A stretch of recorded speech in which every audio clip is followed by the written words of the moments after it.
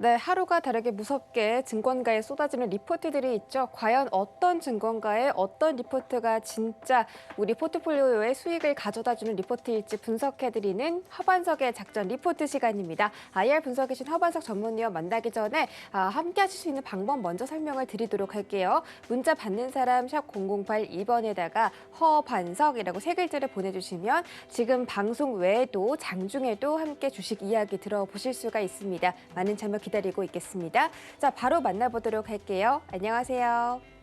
네, 안녕하세요. 네, 반갑습니다. 자, 오늘은 과연 어떤 종목일지 바로 화면으로 만나볼게요. 네, 오늘의 종목 리포트는 KH바텍입니다. 이번 주 폴더블폰 업종에 대해서 설명드린다고 전일 말씀을 드렸는데요.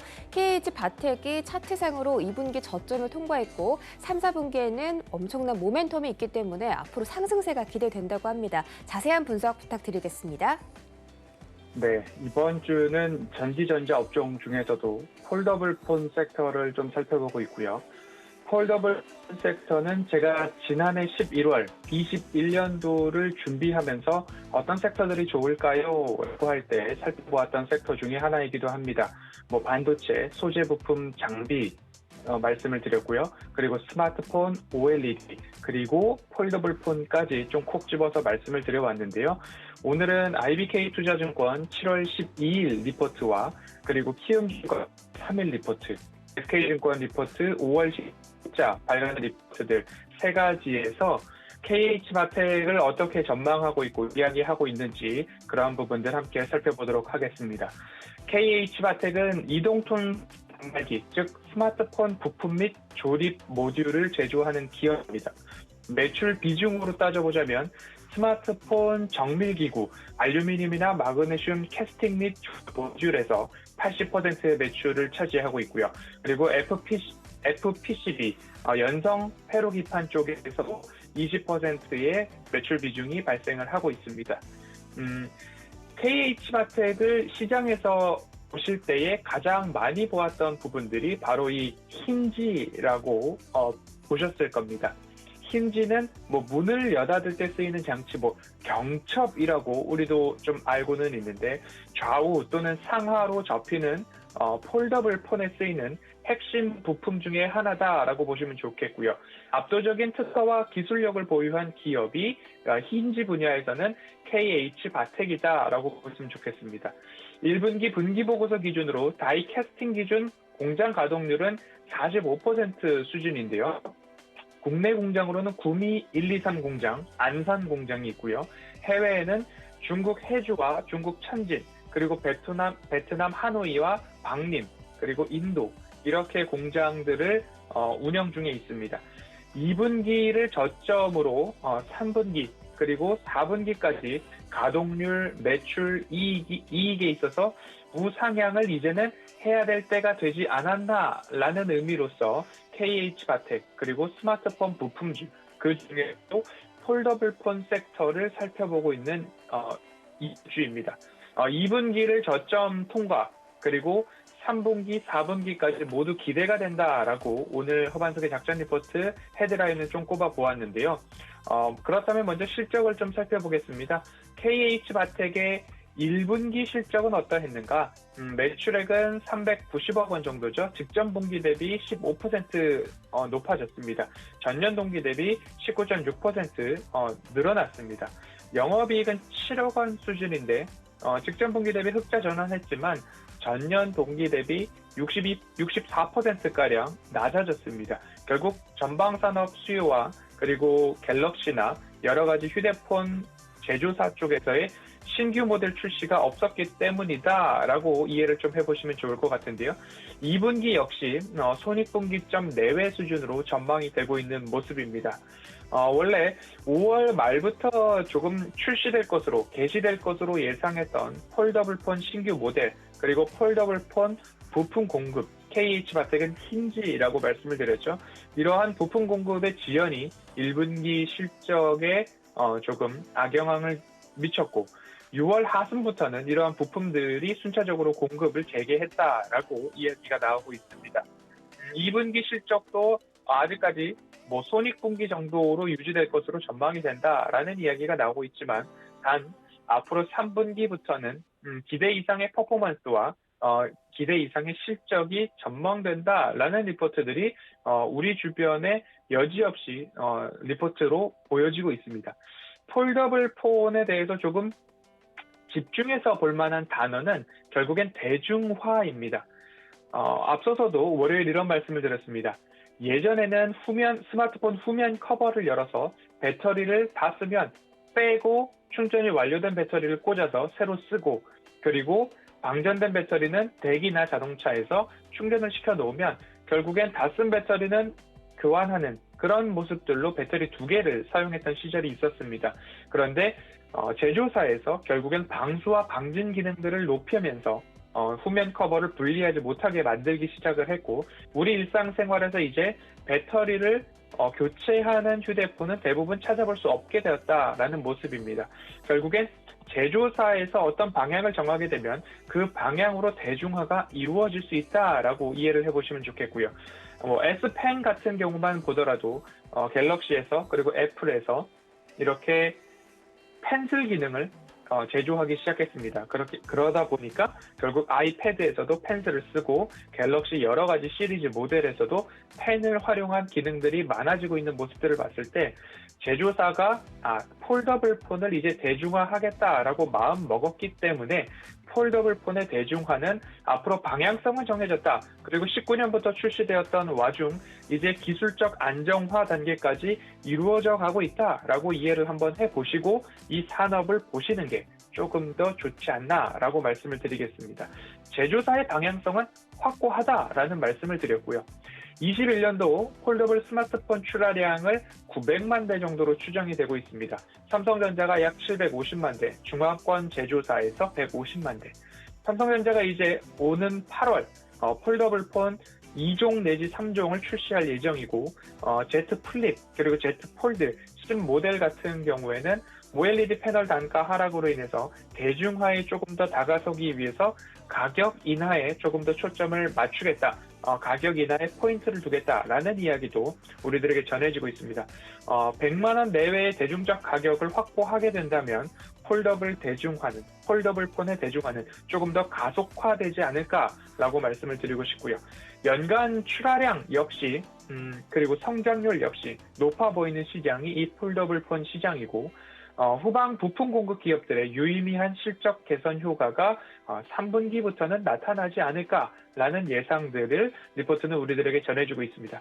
KH바텍은 올해 힌지 매출액을 약 1,600억 원 수준으로 전망을 하고 있습니다. 1,600억 원의 힌지 매출은 전년 대비 약 3배 정도 되는 부분이다라고 보시면 좋을 것 같습니다. 하반기 폴더블 폰 시장에 대해서 21년도 여전히 너무 급격하게 올라가지는 않을 것이다 라는 이야기가 나오고는 있지만 올해도 여전히 공급량 증가할 것이다 라는 데는 SK증권도 그렇고요. 키움증권도 그렇고 모두 다 대동소이한 이야기를 해주고 있습니다. 21년도 올해 전반적인 실적을 한번 살펴본다면 올해 실적은 매출액은 약 2,675억 원, 영업이익은 232억 원이 전망되고 있는데 매출액은 전년 대비 45%, 영업이익은 전년 대비 563%로 굉장히 지난해 쪼그라들었던 그 산업 자체가 이제는 3분기, 2분기를 저점을 지나면서 3분기부터는 다시 살아난다라는 쪽으로 갤럭시 폴더블 폰의 출시, 그리고 22년도, 23년도부터 오포, 비보, 샤오미, 그리고 애플까지도 이 폴더블 폰 시장에 참전하겠다라는 이야기가 전망되고 있기 때문에 관련한 부품 기업들을 집중해보자라는 말씀을 좀 드리고 있습니다. 이제 IBK 투자증권에서 7월 12일 어제 나온 리포트입니다. 2분기가 마지막 고비다라는 이야기를 하고 있는데요. 1, 2분기 제조사죠. 고객사 신규 모델 출시가 없었고 그렇기 때문에 부품에 대한 물량 감소 그리고 코로나19 영향으로 인해서 인도 공장 가동률 하락 실적 개선 기대가 어렵지만 그 마지막 고비가 2분기다라는 이야기를 하고 있습니다. 3분기 매출액 큰 폭으로 증가할 거다라고 이야기를 하고 있습니다. 그 이유는 신규 폴더블 폰 모델 출시겠죠. 폴더블 폰 상반기 물량 약 100만 대 정도 하회했는데 하반기에는 700만 대 정도 넘어설 수 있다라는 이야기가 나오고 있기 때문에 저점을 2분기로 보고 있는 근거가 상반기에는 신규 모델이 없었기 때문에 기존 모델들에 들어가는 부품들을 공급을 했다면 하반기에는 기존 물량보다도 훨씬 많은 신규 모델 출시에 따른 부품 공급 증가가 전망된다라고 생각을 한번 해보시면 좋을 것 같습니다. 현재까지 KH바텍뿐만 아니라 휴대폰 관련한 부품 기업들이 그렇게 주가 상승이 좋지 않았습니다. 약 3주 전에 말씀드렸던 BH 같은 경우에도 어마어마한 하락 이후에 그리고 횡보를 거치고 이제 다시 상승을 해주고 있는 모습들이 나왔던 것처럼 이제 살펴볼 KH바텍 같은 경우에도 많은 상승을 해주었지만 그 상승 이후에 뚜렷한 추가 상승은 없었습니다. 그렇기 때문에 허반석의 모멘텀 체크리스트에서 추세상 저점 구간인가라는 부분들을 한번 따지고 봤을 때 이러한 추세선이 하나 그려질 수 있을 것 같습니다. 그러면 현재 이 추세선의 바닥이 어디인가를 한번 살펴보았을 때는 이 상승기마다 바닥 구간이 이렇게 형성이 되었더라라는 부분들을 참고해 보신다면 2분기 실적 발표 이후에 저점이 형성된다라고 한다면 접근해 보실 만한 그러한 기업이다라는 기술적 분석까지 한번 가능한 그런 모습입니다.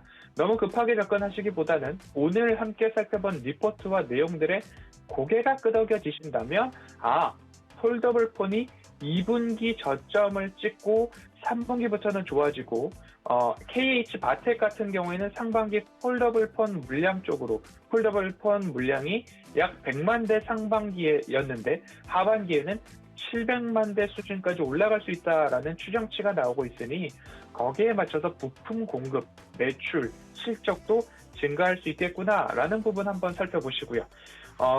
키움증권에서 실적 컨센서스 추정치를 발표하기를 여지껏 코로나19 여파 그리고 부품 공급에 있어서도 전방산업이 위축되어 있기 때문에 매출액과 영업이익이 굉장히 쪼그라들었었습니다. 하지만 올해부터는 매출액 55% 이상 증가하고 영업이익도 워낙 줄어들었었기 때문에 영업이익도 약 200억 원 이상, 그래서 증가율로 따지면 580%, 그리고 당기순이익도 224억 원까지 증가한다라는 전망치가 나오고 있습니다. 그런데 여기가 피크인가를 기억해 본다면 올해가 피크가 아니라 내년도에도 약 50% 이상의 매출액 증가, 약 80% 이상의 영업이익 증가, 그리고 60% 이상의 당기순이익 증가까지 있습니다.